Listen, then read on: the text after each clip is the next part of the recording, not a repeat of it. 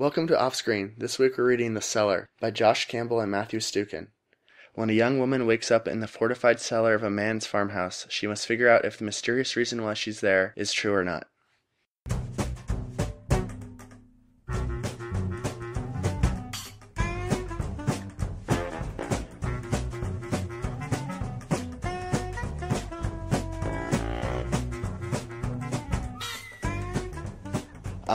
So each of these writers has another writing credit to their name, apart from this one.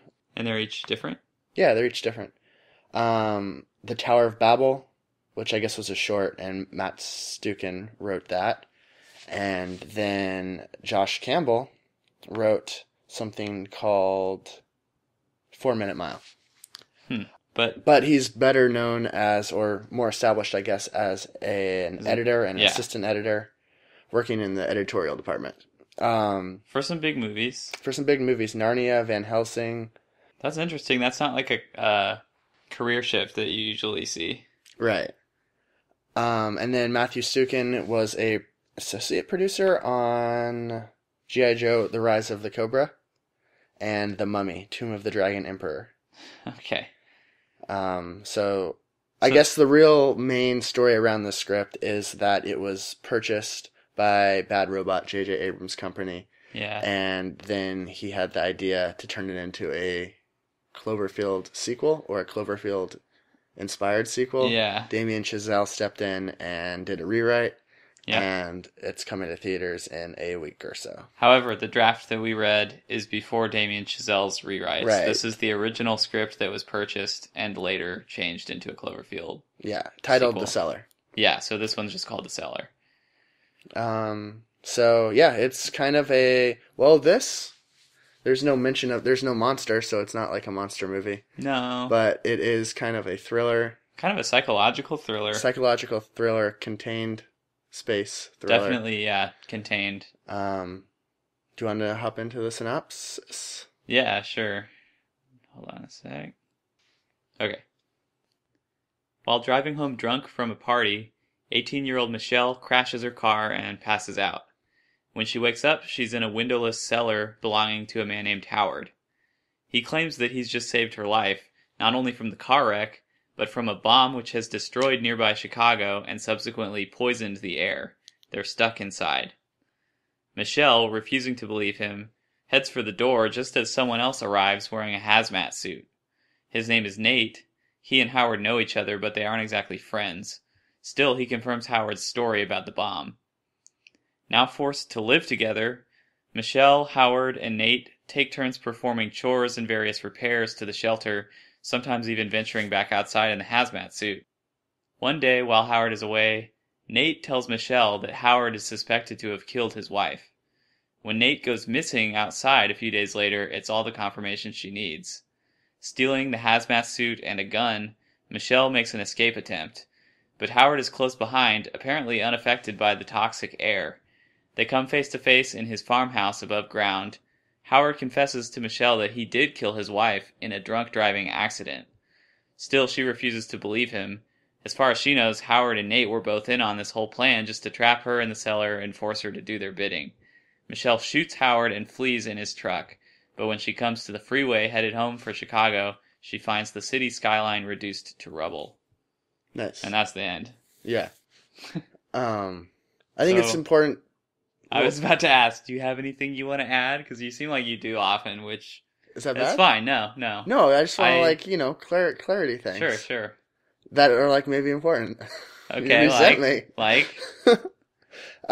No, I think that was stellar. But you had something? No, I didn't. Oh, okay. I didn't. No, it's fine. I just try to be very concise. But yeah, I guess there is a sequence of flashbacks in the screenplay. Right. Where Michelle is gradually remembering the events that immediately led up to her... The accident. Yeah, to her accident. She ultimately finds that... She ultimately recalls that she was ran off the road, or thought that she was ran off the road. But by a truck which she later realizes is Howard's truck. Yeah. She sees it outside through the window. So that even further fuels her suspicions of him. Right. It's still weird to me, by the way. Let's say, I assume all this is actually true, what he claims. He was just trying to, like, save her. That's still really weird that, like, I guess this happened first. The accident happened first. And then he went to go pull her out of the car. And then was, like, driving her to a hospital, I guess, or something like that, when this bomb happened to strike. The exact timeline's kind of unclear. Yeah, they but don't it really seemed like say. they happened pretty close together. Yeah. I mean, I guess it's almost to the benefit of the script that it's a little conspicuous because it makes his story seem a little more made up and like maybe he really was just kidnapping her. I thought even when, like, the coincidence of Nate showing up so quickly, I thought that was pretty strong too. Like, that Howard tries and tries and tries to convince Michelle that there has been a disaster, and at the end he says basically, screw it, go ahead and go leave, right? Go outside, you can't come back once you do. And then as soon as she gets to the door to leave, Nate's there. Right. That's good. I mean, yeah, that's right? interesting. It's interesting. Usually, I didn't think about that. Usually in a script, I would say coincidences like that are bad and it seems fake. But that actually behooves a script like this where it is all about those suspicions and whether or not this was staged. It makes the ambiguity stronger because he could have just been chilling in the farmhouse waiting for this. Right. Well, let's back up a minute because I want to start doing this consistently where we start with what we think is good. Sure. So, any thoughts? I thought it was kind of interesting thematically. Just like the expectations that both of these men, Howard and Nate, had of Michelle for like showing like even just normal human decency towards her. Uh-huh. There was really an implied either romantic or sexual payoff basically in exchange for being decent to her, which I thought was pretty well drawn throughout the screenplay. Wait, I'm not sure what you mean. Like, I mean, it's quite explicit with Nate where he's like, I'm going to watch out for you, but you're going to hook up with me. She was into it though, I think, right? She was into it, but it was also very clear. There's a line that expresses her acknowledgement of the situation. Oh. So this is right after Nate steals Howard's gun, and Nate says, "What's wrong? You'll take care of me, right? We'll take care of each other." Michelle reads between the lines. She leans in, kisses Nate. Cut to them having sex. Yeah. So she reads between the lines, yeah. And then Howard kind of flirts with that too. I guess. I mean, there was one time where he was drunk and he does make like a pass at her, but that... Right. Well, but there's several other times where he takes offense to how... to her just feeling, how ungrateful she is. How ungrateful she is, but also the difference between her feelings towards Nate and her feelings towards him. It's like this male insecurity kind of. I don't know, maybe. Where Nate's like a younger, more attractive guy. Yeah. And maybe because I know that this is going to be John Goodman playing this, but I feel like... Yeah, but John Goodman can be lecherous too. Yes, he can. Especially when he has his shirt off. But I don't think he's entitled... This sounds really mean. I apologize in advance. If you look like John Goodman and you're as old as John Goodman, I don't think you're allowed to be surprised when an 18-year-old girl doesn't want it. Right, but I don't think that's exclusively his sole expectation, but I think there is that component to it. Okay. My point is that it's kind of this, I guess, critique of this male mindset where, like, if you do something nice for a girl, you're entitled to something in return. I thought that if that were stronger, that would be the most interesting thematic through line throughout the screenplay. Really? Oh. I was much more interested in... And this was not mysterious enough. I thought they gave it away too soon that the bomb had really dropped, that had happened early on. But I would have much rather had that be ambiguous than specifically Howard's intentions with her. You know? Like, yeah. I think if they're more mysterious about the bomb, and it's possible that he's lying about that, that's all we need to know that he's up to no good. Yeah. But no, I'm in agreement with you. I also really liked, though, and I thought this was a perfect thing for a contained movie like this. Mm-hmm. They really made the most of their situation where one of them would go outside, the other two are alone, and they would confide in each other or say something about the third person while he wasn't there. There was a lot of talking behind people's backs. Right. Which really played up everything really nicely, like... Mostly, I guess it was the guys talking crap about each other to Michelle. Michelle is sort of just like the innocent bystander here, and she's the one who has to make up her mind about what to believe. So Howard is constantly saying like, oh, well, Nate said this, but he's lying. And then Howard would go outside to fix something, and Nate would be like, oh, well, Howard's lying about this. And she's just caught in the middle the whole time. Yeah. That was really cool and effective. I guess, can I go back to what I was saying about just like this romantic or sexual expectation of the male characters? Okay. Just like the screenplay makes a real point, and it kind of annoyed me at first, of like really sexualizing Michelle. Yeah. First she's like drunkenly getting in a fight with her boyfriend, but like kind of flirtatiously.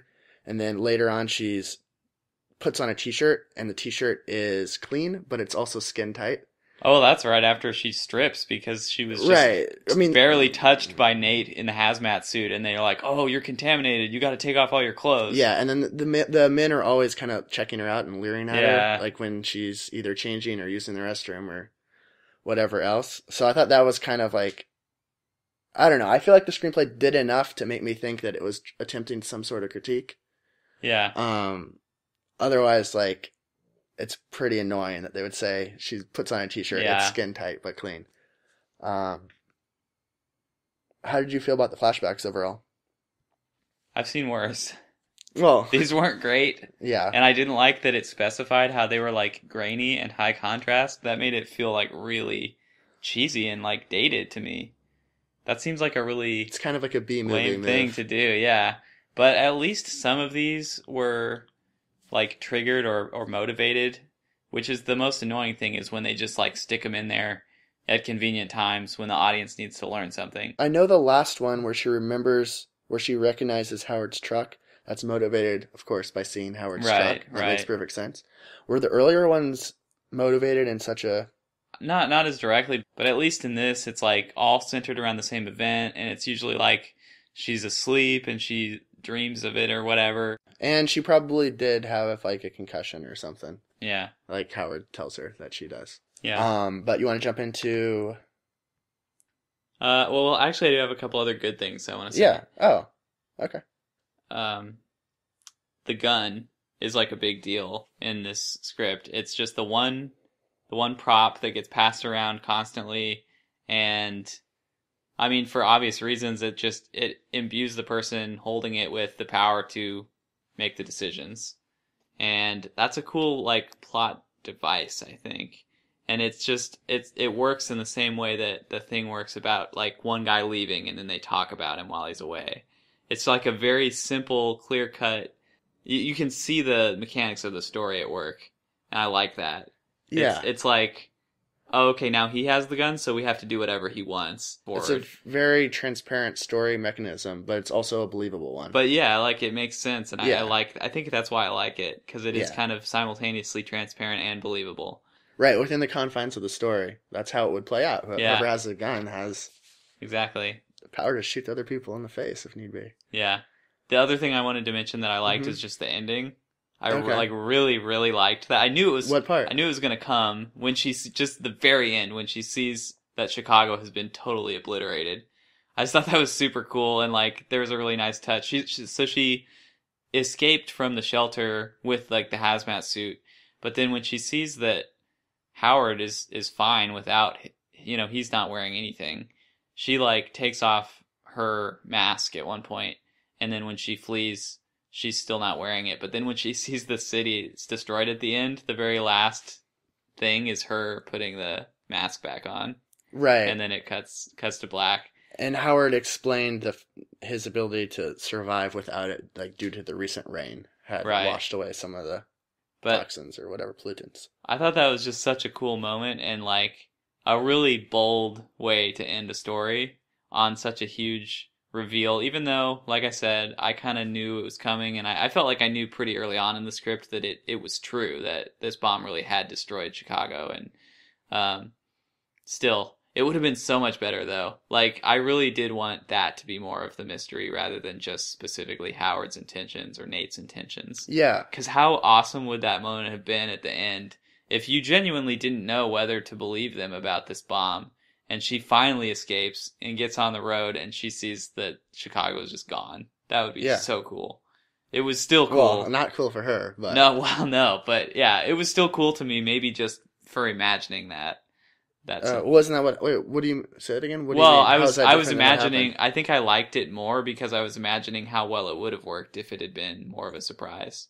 Oh, okay. If they had kept it closer to the vest, I guess. Yeah, exactly. Yeah, I like the fact that I guess overall we don't know whether or not there's an accident, but even if there is a terrible disaster, that doesn't necessarily mean that Nate and Howard are good people. Right. Even Michelle, that Right. she's a good person either, doesn't really change their morality. And just because Howard had good intentions doesn't mean he's not capable of Okay. acting badly. Alternate movie idea. Yeah. Someone kidnaps a girl and takes her down into his cellar, actually for the purposes of like having sex with her and just like keeping her as a slave, Mm-hmm. and makes up the whole story about the bomb. But then that day a bomb actually does drop. Yeah. That would be amazing. There you go. 11 Cloverfield Lane. Yeah, The that'll be sequel. the next one. Wait. Oh, okay. This will kick off what we think maybe like the bad things about it. Yeah, go for it. Because you were talking about it being a sequel. Well, I don't know how it's a sequel. That's one of my big things. Well, here's the thing. It wasn't the draft we read wasn't written as a sequel to Cloverfield. Right, I know, but like the trailer looks pretty much just like this to me. Yeah, but I mean, it's not. I don't know. It's probably going to be in the same universe. It's probably not going to be a straight sequel. Okay, but there was like an alien in that movie, right? I have no idea. Yeah, there was I don't was like remember. a monster thing. There was a monster. Yeah, I don't know if it was So actually terrestrial. how is this a sequel to that? Well, instead of a bomb, it's probably an alien fucking shit up. You think so? That's like Yeah, of pretty course. drastic to me. I think. That's like a pretty drastic change, but like that's the Well, I only mean, way. it's not. I mean, it's not really because we're in the bunker the entire I mean, time. yeah, in terms of like the plot, Yeah. it won't make that big of a difference. They're just going to say it's Godzilla 2.0. I Stomping guess. on Chicago. I'm very curious though. That's like a big part of why I want to actually see this now. I mean, did you Did you like the first Cloverfield? It was okay. Yeah. I'm a sucker for those found footage movies though. Are you? Yeah, I just really like them. Did you see that one that's that horror movie that's like a Skype conversation? No, I want to. I heard that- Unfriended, I think it's Yeah, called. I heard that was like actually pretty decent. Yeah. Like, so much better than you would think. Yeah, I'll have to see that sometime. So yeah. So, things that you didn't like? Yeah. I don't know, what do you think? I liked this overall, so I don't have a lot of things to complain about. Yeah, honestly, I don't have anything that really like put me off to it, but nothing necessarily that made me love it either. Okay. I feel like a mild You're kind of ambivalent about it. no, like a mild positivity towards Okay, it. okay. I will say, although I liked the gun and it was a really effective device of like moving the plot forward and, changing the power dynamic of the three, I was disappointed because there was this whole thing early on about how Howard has like a book that she finds in his like dresser drawer about how to make a weapon out of everything Oh, right, yeah. anything. And she takes it, and she does, like, at one point, she's walking around with a crutch, and she whittles it into, like, a point. And I actually like that a lot. that was cool. Yeah. But that never paid off a lot. Like, I think she did try to attack him with it at one point, but it didn't really go anywhere. go anywhere. And I didn't feel like she got the most... I feel like she really could have read that book more and learned something more fascinating from it and made a better weapon. Like, she sneaks a knife out of the kitchen at one point. She uses the gun. She's not making weapons out of anything. She made a gun out of a gun. Yeah. But that's pretty picky. Here's another picky thing. Yeah. Her boyfriend from the flashback, when they're fighting, afterwards sends her a text that says something about how he thought they were going to be together forever with the numbers 2 and 4. Yeah. Is that real? Is that supposed to be a joke? I could not tell, but like... I think it's supposed to be like the cheesy stereotype of like texting. But come on, like nobody's done that since like 2000. I'll just wait till I text you later. Since I don't know. It felt like I thought it had to be a joke. I don't know. How did you think? How did you feel about Michelle's characterization? We don't really learn a lot about her. Yeah, I do have a point about that actually. They mentioned that she had a dad that kind of like ran off or like no, it was the mom. It was the mom that divorced the dad. It was like the mom got fed up with him. Whatever. She had a loser dad. Yeah. And that kind of informed her character a little bit. But yeah, one of my points was going to be that I did want more about that. Like, I wanted her to be more damaged. And for that to justify her sort of reluctance to trust Howard and Nate. Right. Well, I'm fine with her being naturally suspicious. She's locked in a room with two strange men. I think that's perfectly legitimate. I don't took know. issue with her basically like throwing herself, or not throwing herself, but being into Nate straight away. Yeah, just because he looks good with his shirt fast. off. That happened like, come on. fast. Like, she's going to trust him more because of that when he just appears out of nowhere? That dude in the trailer is, like, not nearly hot enough to make that believable. No, they probably changed that because that's pretty... I mean, I'm sure there's still got to be a romance thing between them. I would be surprised if they removed it altogether. But it did develop... But that's just a pretty weak thing to, like, yeah, it developed way too fast. But I don't know. I thought she was almost too suspicious too fast. Like, okay, yeah, it's creepy if you wake up in some dude's cellar. But first of all, okay, she didn't know it was a cellar right away. She was just in, like, a room. And but there's, like, cinder blocks everywhere. I guess, but, like, she immediately attacks him the first time she sees him. And he's bringing her food. Like, come on. I felt like if you were going to be have you seen the movie Room? No, I mean... Yeah, neither have I, but we know the premise. Yeah, okay. It's not chill.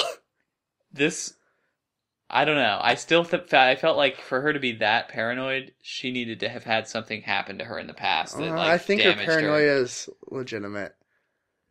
If you wake up somewhere, like, battered and bruised, you're in your underwear, and then some strange dude comes handing you food. I'm going to eat the food, and then I'll be like, okay, what's this No, about? I'm not going to eat the food.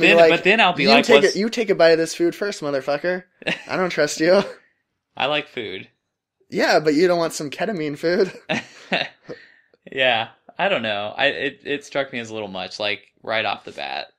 I guess I wanted, I just wanted, like, one beat of that, in that scene, like, one beat of her just purely confused and not hostile. Just she jumped straight to hostile. I don't know, man. There's so much, like, violence in the world. Maybe you've seen too many movies. I've seen too much. There were a few things, like, where time would pass and it wasn't really explained, like, how much time had passed. They would just say a few days had passed. Yeah. But there's nothing visible that really shows that. I like that, though, because that's part of the thing, is they have, like, almost no windows, and they can't really ever tell what time of day it is. But then how do we know that time's actually passed, like, when we're watching it? Exactly. But then why tell us that time's passed? You just know that it's later, but that's all they're the saying. Screenplay said, like, a few days later. Oh, did it? Okay. Interior bathroom, a few days later. I didn't pay that much attention to the specific amount of time that passed. I mean, it's fine. I think that's, like, I'm starting to like this about especially contained thrillers. I think this is a staple of the genre. You have to have those awkward cuts where it's, like, from one time to another, but it's in the exact same place. Right. And you don't really know necessarily how much time has passed. It's just, like, for example, if someone's, like, sitting... and then you just cut to later, and then they've just, like, shifted positions, or now they're asleep on the floor. It's like an implied time lapse. It's cool, yeah. It's kind of, yeah. I like that. Or it's like a jump cut time lapse. Yeah, it's more like a jump cut. But with, like, time lapse effects. Whatever. Yeah. Yeah. What were you laughing at? Your cat. It's like your cat's licking her paw, and then... taking that paw and, like, rubbing her ear with it. That's how it works if you're a cat. That's how you take a bath. I know. It's pretty adorable. Yeah. She's all about it. Now she's suspicious because she knows we're talking about her. Yeah, I don't know. Do you have anything else to say? Not anything super substantial. I overall liked it. You want to hop into the... Yeah. The verdicts? Yeah. Verdicts? Do you want to go first? Sure. Do you want to go first or not? No, you go first this time. Okay, because I think I'm pretty confident in this. Okay. I think I actually am going to recommend the script. Wow. I really liked it. Okay. And like I said, I really liked how much I could see the mechanics at play without it being too... without it feeling contrived. Yeah. That was cool. And it really made the most of the contained situation. And I thought there were some really like pretty simple but effective backstories for these characters. They were sympathetic to me. I actually really felt like I believed their intentions.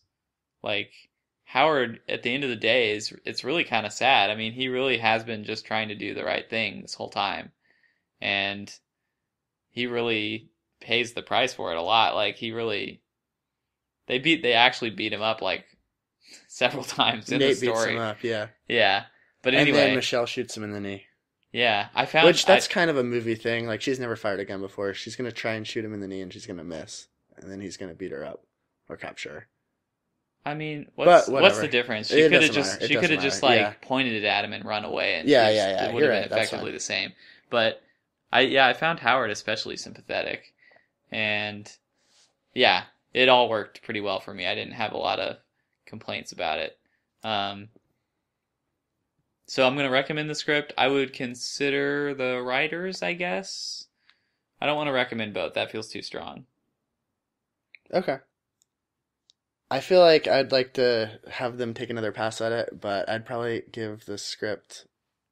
I don't know. I was feeling more negative about it before we started talking, Oh, but I guess I would give it the script a consider, kind of a mild consider, and the writers a mild consider too. okay. I think it's, yeah. I guess that's it. How do you feel about this being like a 96-page anti-drinking and driving ad? It Or basically is. PSA. No, there was a really good line though where Michelle's talking about how drunk driving basically saved her life, because if she hadn't been drunk driving, then he wouldn't have rescued her from the bomb. Yeah, that was funny. I like that. But it was a real thing throughout, because Howard, too, was like a recovering alcoholic. Yeah, it does have a little bit of a PSA vibe at certain times. But I guess overall, yeah, I'd give it a mild consider for the screenplay and for the writers. Okay. I think with a little polishing, it'd be even better.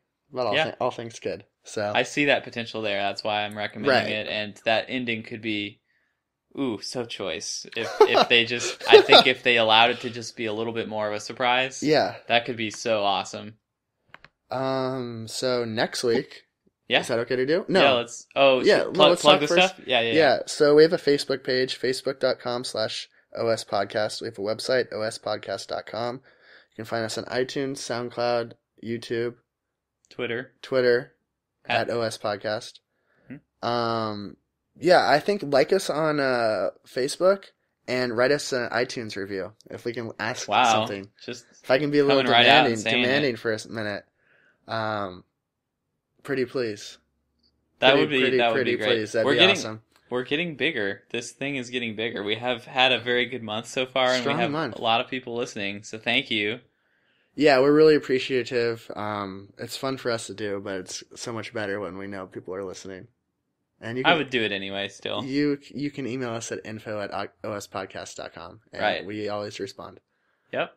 I think we've always responded. 100% response rate. Yeah. Yeah. I mean, there haven't been that many. It hasn't been hard. Yeah, you can post on Facebook too, and I'll respond. I feel like we haven't mentioned also in a while that all the scripts are available on our website, ospodcast.com. Also the script for next week, which is what again? Batman versus Superman. Batman Dawn of Justice. Yeah, Batman versus Superman. So we're going to be reviewing it just before it comes out, I guess. Yeah, the Monday before it comes out. Okay, cool. Mm-hmm. Can I see the logline on there? Yep. Oh God. Oh no! I'm not doing that. I feel like you might as well just read it. All right, let me pull it up. You're gonna have to. You can read off of this. I feel like you don't even need a log line for this. It's Batman versus Superman. That's the log line. Yeah. All right, whatever. Here's what IMDb says. Fearing the actions of Superman are left unchecked, Batman takes on Superman, while the world wrestles with what kind of a hero it really needs. Is that enough? Can I just stop there? Yeah, that's enough. Yeah. Lex Luthor's in it. Doomsday's in it. Metropolis is in I it. thought you were saying they were like the actors in the movie for a second, like oh no, starring Lex Luthor. No, starring Jesse Eisenberg and Ben Affleck and whoever that dude that plays Superman is. Yeah, Henry Cavill. I don't know how to say it. Cavill. Cavill. I don't know. Amy Adams too. And yeah, Amy Adams too. That's enough. All right. Wonder Woman's in it. Okay. Okay, that's enough. Yeah. Ezra Miller's in it. Okay, we're done. Bye.